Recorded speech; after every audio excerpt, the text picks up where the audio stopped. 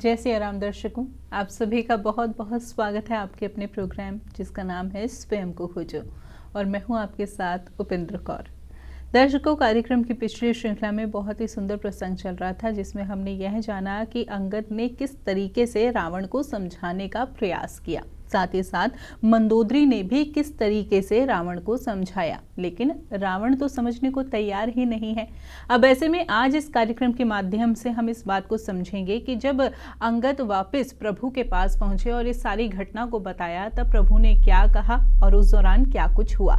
और यह समस्त जानकारी देने के लिए हमारे साथ स्टूडियो में एक बार फिर से उपस्थित हैं हमारे बेहद खास मेहमान। जी हाँ, हम बात करें मोटिवेशनल स्पीकर सौरभ जी की। तो आइए सबसे पहले मिलकर उनका स्वागत करें। जय सिया राम सर, बहुत बहुत स्वागत है आपका। आपका भी बहुत बहुत स्वागत है। सभी श्रोताओं एवं दर्शकों का भी बहुत बहुत स्वागत है। सर, कार्यक्रम की पिछली श्रृंखला में हमने यहाँ तक तो जान लिया कि अंगद ने समझाने का बहुत प्रयास किया रावण को, लेकिन रावण तो समझने को तैयार ही नहीं है। इसके साथ साथ मंदोदरी ने भी जो है चौथी बार रावण को समझाया, लेकिन फिर भी रावण नहीं समझे। अब आपसे हम यह जानना चाहेंगे कि जब अंगद वापस प्रभु के पास पहुंचते और सारी घटनाओं को बताते हैं, तब प्रभु क्या कहते हैं, क्या कुछ होता है उस दौरान, आपसे जानना चाहेंगे। बहुत सुंदर। जैसा कि हमने पिछली बार जब ये बात हो रही थी कि अंगद वहाँ से रावण की सभा से निकलते हैं, तो वहाँ वो जयकारा लगा के निकलते हैं, असीम पराक्रमी श्री राम जी की जय हो, असह तेजा श्री लक्ष्मण जी की जय हो, विपुल वानरेंद्र उनकी सुग्रीव जी की जय हो। और होता क्या है, जब वो वहाँ से निकलते हैं तो इतना साहस तो किसी में था नहीं जो उन्हें रोक सके, और वहाँ से वो सीधे सुबेल शिविर पे आते हैं। क्योंकि अब क्या है कि वो पहले भी हमने चर्चा करी थी, उसमें कोई दूरी बहुत नहीं है, क्योंकि त्रिकूट का मतलब ही वो तीन जिसके शिखरों पर्वत पे है, और उसमें क्या होता है कि रजत और सुहेल उसके बीच में एक तरह से स्वर्ण शिविर होता है। तो स्वर्ण से उसे केवल वहाँ आना है, तो वो तुरंत वहाँ पहुँचते हैं और भगवान राम जी के पास। तब वो वहाँ पर ये बात होती है, तुमने ये 4 मुकुट भेजे कैसे प्राप्त किए, तो वो उन्हें बताते हैं और ये भी कहते हैं ये प्रभु मुकुट नहीं है, एक तरह से ऐश्वर्य, औदार्य, शौर्य और न्याय हैं ये। क्योंकि जो व्यक्ति जा रहा है मरने, उसको छोड़कर आना चाहते हैं और ये आपकी शरण लेना चाहते हैं।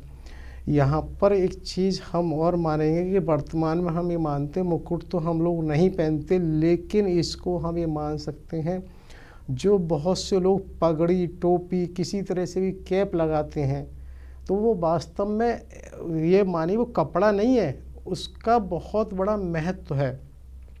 आप इसको मान लीजिए, भले ही जूती सोने की है, लेकिन वो पैरों में पहनी जाएगी, वो कभी भी आपके सिर पर नहीं आएगी। और जो आपकी टोपी है वो कुछ भी, वो भले ही सादा कपड़े की है, लेकिन उसका इतना महत्व है कि टोपी को किसी भी तरह से आदमी वैसे नहीं। तो इसीलिए यहाँ जो इसके मुकुट हैं वो वास्तव में मान सम्मान की बात है। और यहाँ साथ ही एक ऐसा मेरा विचार है कि कहीं ये हमने पहले भी जिक्र किया था कि रावण एक तरह से उस मुकुट को ले गया था जो दशरथ जी का था, तो ऐसा भी कहीं कहीं सुना गया है कि वो उसी मुकुट को धारण करता था जिसकी वजह से अंगद ने उसको फेंका था। क्योंकि इस बात को अलग से अगर बाद में कही जाएगी तो वो थोड़ी सी चीज़ें और एक तरह से चर्चा का विषय हो सकता है।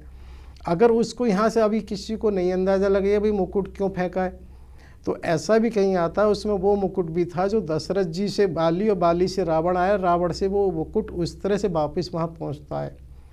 तो होता क्या है कि जब वो वहाँ लौट के आते हैं, तो कि जिस समय उन्होंने फेंका होता है उस समय क्योंकि हनुमान जी ने ही उनको लपका होता है, और सारे भगवान राम जी कहने पर बानरों को दिखाया है, क्योंकि सब लोग खुश होते हैं और उसे देख रहे होते हैं। और उसी को जब भगवान राम जी उनसे ये पूछते हैं कि अच्छा वहाँ का कैसे कैसे क्या है, तो वो उसके अंगद लंका का वर्णन भी करते हैं, और लंका का वर्णन करते हैं। उसके बाद ही फिर वहाँ पर एक तरह से युद्ध की तैयारी होती है। यहाँ पर साथ ही ये भी मैं बताना चाहता हूँ क्या है कि अब जो स्रोत हमारा है युद्धारंभ के नाम से एक अध्याय है, उसी में श्री सुदर्शन चक्र जी द्वारा रचित है श्री रामचरित के उत्तरखंड में, उससे लिया गया है, जिसमें ये दिखाया गया है कि उधर रावण क्या करता है कि जब वो रावण अपनी सभा में अपने मंत्री विद्युत जी से कुछ परामर्श करता है और वो वहाँ से तुरंत चल देता है। और सीधा अशोक वाटिका में आता है और अशोक वाटिका में आके सीता जी से वो इस तरह से कहता है, तुमने मेरी बात नहीं मानी, बहुत तुम्हें प्रयास किया लेकिन तुमने नहीं ध्यान दिया, और जो तुम्हें जिसका बहुत इंतजार था उस राम का सेना ने सोते समय वध कर दिया है। तो इसी थोड़ी दूर में जो उनका वो विद्युत जो मंत्री था वो आता है और एक तरह से राम का सिर, भगवान का सिर वहाँ लेके आता है। तो जैसे माता सीता उसे देखती हैं तो वो एकदम भाव विह्वल हो जाती हैं और वो कहती हैं, अरे मेरे तो कितने सारे ज्योतिषियों ने और किसी ने ये सब कहा था तुम्हारे संतान योग है और कहीं वैधव योग नहीं हो, ना ही मेरे कोई अंग में ऐसी कोई क्षति है, ना ही कुछ ऐसा है, ये ऐसे कैसे हो सकता है, नहीं हो सकता है। वो इस तरह से विलाप कर रही होती हैं। लेकिन क्या होता है कि उसी समय वो एक उनका मंत्री प्रहस्त आता है जो रावण के कान में कुछ कहता है और जिससे रावण तुरंत वहाँ से चला जाता है। और रावण वहाँ जब चला जाता है तो होता क्या है कि जो वहाँ पर वो जो सिर होता है वो भी उसके साथ चला जाता है। लेकिन क्या है कि जिस समय वो वहाँ होता है तो माता सीता को ये लगता है कि मैं अपने जीवन को ऐसे कैसे हो गया, अभी समाप्त कर देती हूँ। तो ये होता क्या है कि जब रावण के साथ सिर चला जाता है तो जो वहाँ विभीषण की पत्नी शर्मा है वो भी वहाँ पहुँच चुकी होती हैं और वो कहीं से इसको देख रही होती हैं। वो वहाँ आती हैं और उन्हें समझाती हैं, अरे आप भी इस तरह, ये हम राक्षसों की माया है और कहीं इसमें इस तरह का कुछ है ही नहीं है। तुमने ये ध्यान नहीं दिया कि कहाँ क्या, वो अगर ऐसा होता तो वो नहीं होता। जैसे ही रावण लौटा है और वो तुरंत उससे अदृश्य हो गया है, ये तो हम लोगों की माया है। तो होता क्या है कि वहाँ पर माता सीता को लगता है भाई क्या चीज़ सही है, कैसे माना जाए। और वो कहती हैं, शर्मा मैं तो अभी रजत शिखर से चढ़कर अपने स्वामी और तुम्हारे उन्हें देख के आई हूँ, सब कुछ ठीक है। तो यहाँ ये चीज़ें होती हैं कि माता सीता को ये लगता है, वो उसको कि भाई अगर तुम ये बताओ, तुम किसी तरह से ये देख सकती हो कि कहाँ पर अब क्या हो रहा है, या रावण जहाँ गया वहाँ क्या हो रहा है। क्योंकि उन्हें लगा कि भाई ये राम जी और उनके बारे में तो मुझे सांत्वना देने के लिए भी ऐसा कर सकती हैं।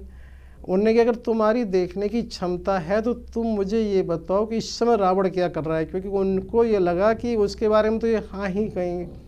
तो वो थोड़ी देर बाद ही शर्मा उपस्थित होती हैं और वो ये कहती हैं कि वो इस समय अपनी माता केकसी के वहाँ है और वो वहाँ उसे समझा रही होती है कि भाई तुम इस तरह से मान जाओ और सीता को लौटा दो, लेकिन वो किसी भी तरह से तुम्हें लौटाने को तैयार ही नहीं है। अब तो केवल युद्ध होगा। और तुम एक बात ये समझ लो कि अगर ऐसा कुछ होता तो ये कोलाहल तुम सुन रहे हो, ये सब तैयारी हैं युद्ध की, कैसे होती, कहाँ होती, और ऐसे कैसे हो सकता था कुछ भी होता।